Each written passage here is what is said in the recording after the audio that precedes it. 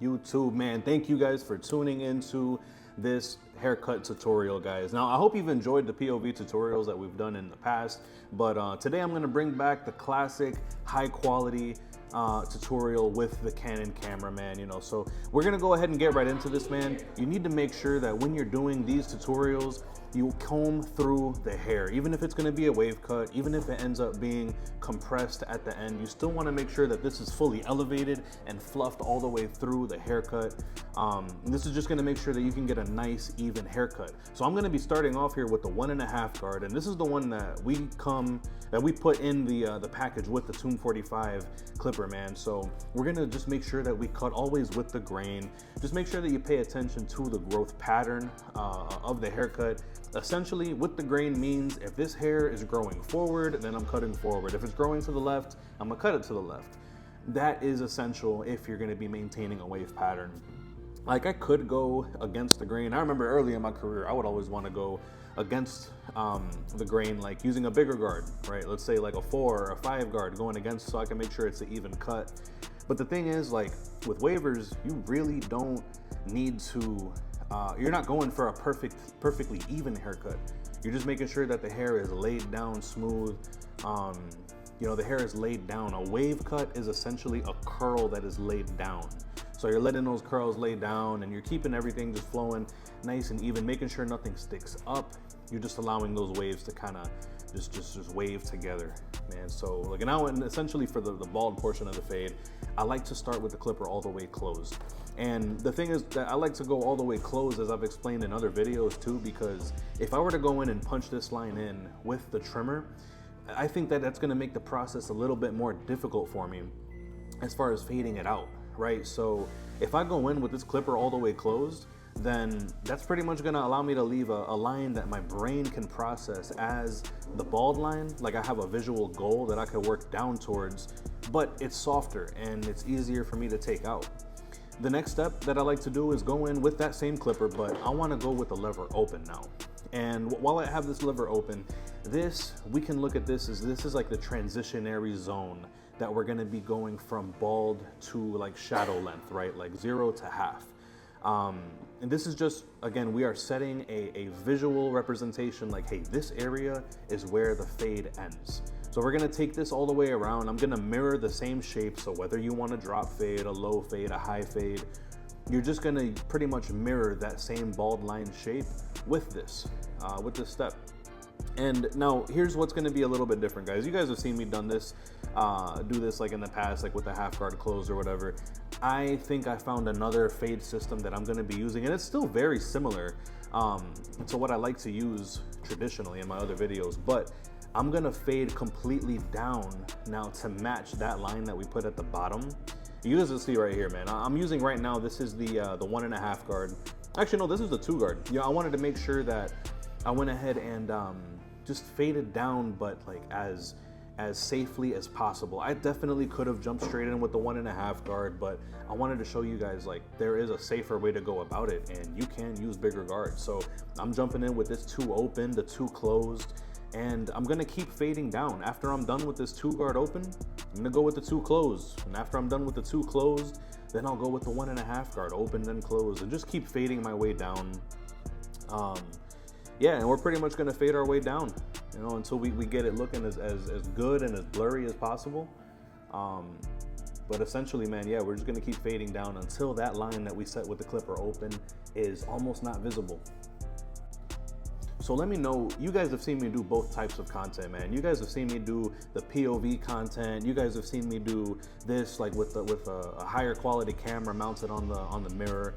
So let me know what you guys are feeling more. I definitely have fun doing both styles of content, man, but I feel like using it with this camera, man, sometimes I just want to switch it up, and it gives you like a higher level of quality that you can kind of feel like, just, I don't know, it's like a little cleaner, So let me know whichever one you like.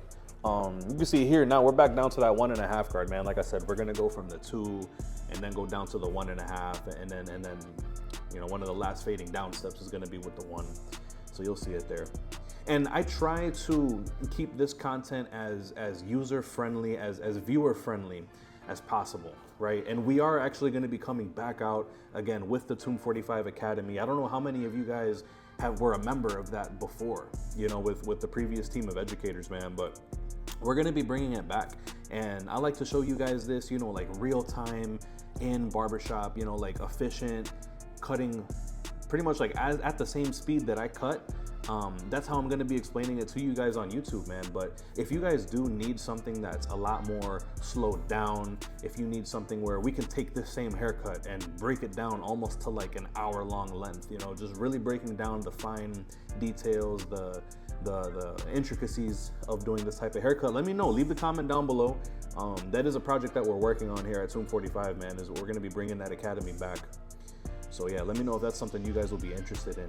And here you guys can see now we are at the bottom, almost at the bottom of this fade, and it's gonna look pretty well put together by the time we're at the end of this. We're using this one guard now.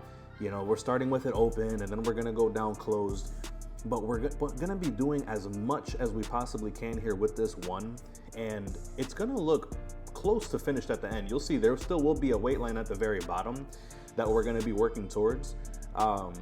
And pretty much at that point, we're just gonna take the guard off, you know, and start fading up, right? We're doing this, the top fade, we're fading it down. And then we're gonna take from the very bottom, the clipper closed, and we're gonna blend it all the way up.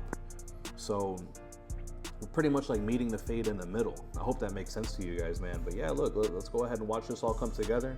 This is with the one guard, man. We're starting this one guard open, and then we're going that one guard closed so we can keep fading down. Every time that we work our way lower in the fade, we're working our way lower on the clipper. So now this is what I was talking about. We are here at the very bottom of this bald fade, and I took the guard off completely, right? We're matching that clipper close at the very bottom, breaking through that line. We're using these corners here. And as we work our way incrementally higher into the fade, we're gonna open notch by notch by notch up into the fade so we can just give it a nice mesh, a nice blend right there in the middle. So let's go ahead and watch this come together. I'm not gonna be rotating the chair back and forth just for this portion. I'm gonna show you guys so you can see it come together in real time. But yeah, we're gonna be doing this and then coming back to detail with the half guard because that's the only thing that's left in the whole cut, right? So let's go ahead and watch this come together.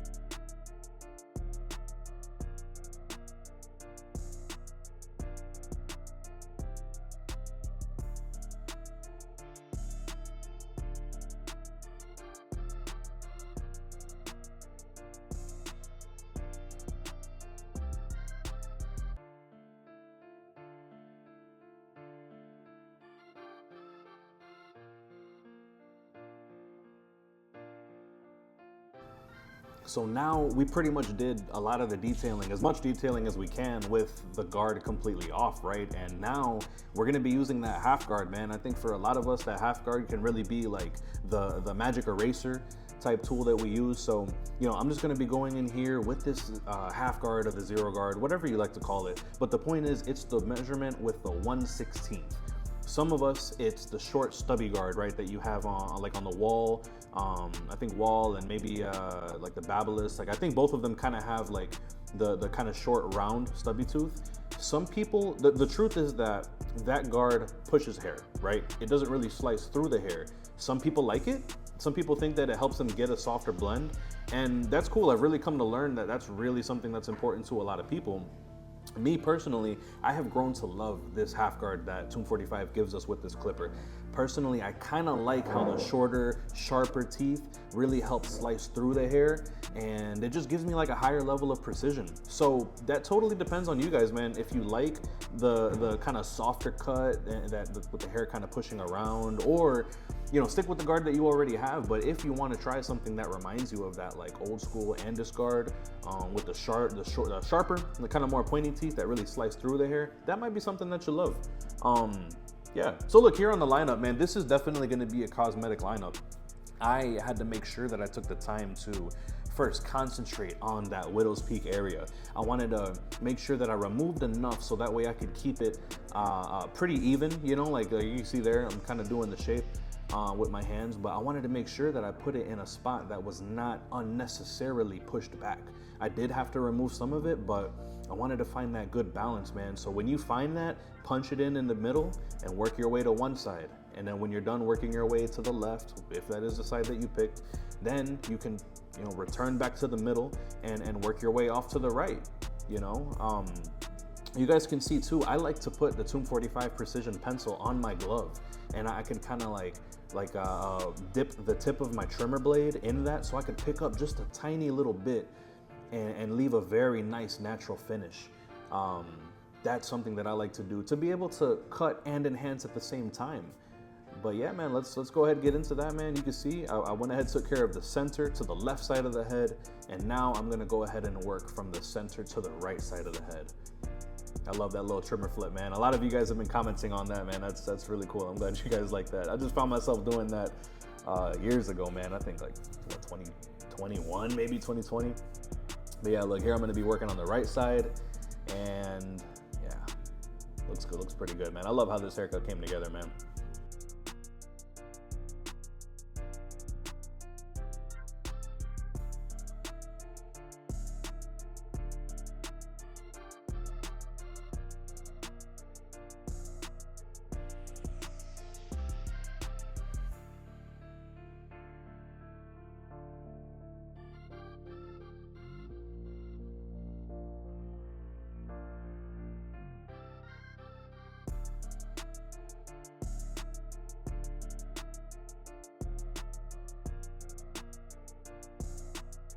So now we're getting into the enhancements, man. I'm using the Tomb 45 XL compressor. I'm using the no drip color. I'm actually using Onyx Black because I felt like that was gonna be the best match to the hair, to his hair color, you know? But the key is, guys, like, don't overplay your part with these enhancements. Like, you could keep it light, you could keep it natural. It don't gotta be nothing crazy, man. But I kinda like to use the color, like spray it mainly like on the card and kind of let the color bounce off of there, you know, let it bounce off to the hair, because I don't want to overplay my part. Like I said, just, you know, you are accentuating the haircut that you've already done. You're not looking to cover up any imperfections, man. I'm just trying to make sure that the light spots that grow on his hair, I want to make sure that those are filled in and he can enjoy it. And yes, enhancements are definitely gonna fade away, but so does the razor sharp edge. So does the fade. All of this is temporary, man. That's why we have recurring business that comes back over and over and over again. So, you know, some people can definitely hate on enhancements, and that's totally okay, man. But, you know, if your client wants it and your client is willing to pay for it, I think that's totally something that you can do. It's not gonna devalue you as a barber or anything like that. I really feel like it's something that can help. You know, it can help your business, and your clients could feel just a little bit sharper, man. So at this point, man, I'm showing you guys the finished product. You know, you guys can see I pulled out the phone ready to record, man, but Yeah, I'm just, this is it, man. This is it, straight from the camera. I didn't want to add anything to it, man, but I appreciate you guys tuning in. Don't forget to like, share, subscribe, and listen, like I said, this haircut, this very same haircut is gonna be on the Tomb 45 Academy. We're gonna have it broken down to somewhere between 45 minutes to an hour. I just wanted to go really in depth. But to be YouTube friendly, I have to keep this, you know, somewhat in, you know, within a reasonable time, man, a little time frame here for YouTube, man. So if that's something that you guys are interested in, please let me know. But yeah, man, I appreciate you guys, man. Leave it down in the comments below if you have any questions, any kind of feedback or anything. I appreciate you guys. I'll see you guys on the next video.